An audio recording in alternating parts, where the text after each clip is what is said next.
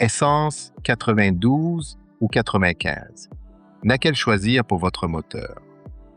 Peut-on mettre de l'essence 95 dans une voiture prévue pour du 92? Et l'essence 95 permet-elle réellement de consommer moins? En moins de 2 minutes, voici la réponse. Commençons par la différence entre ces deux carburants. L'indice d'octane mesure la résistance du carburant au cliquetis, c'est-à-dire à une combustion prématurée dans le moteur. Plus cet indice est élevé, plus le carburant supporte des taux de compression importants.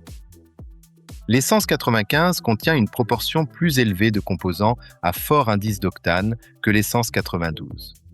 Son pouvoir énergétique est légèrement supérieur, mais dans la pratique, la différence de consommation est très faible et souvent imperceptible au quotidien. Le choix du carburant dépend surtout du taux de compression du moteur.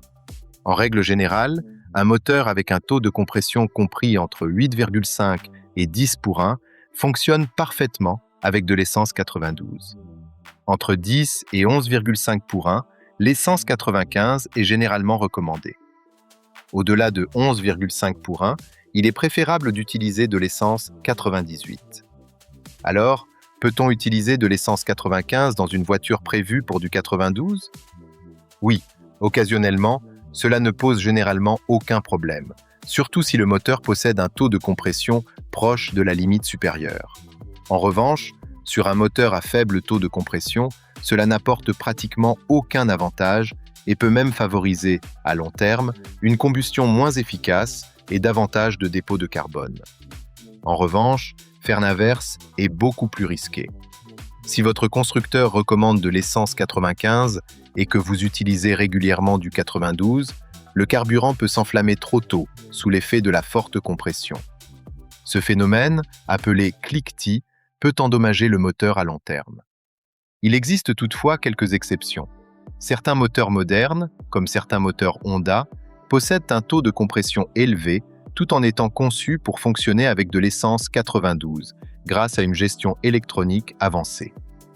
En résumé, le meilleur choix est toujours de respecter l'indice d'octane recommandé par le constructeur.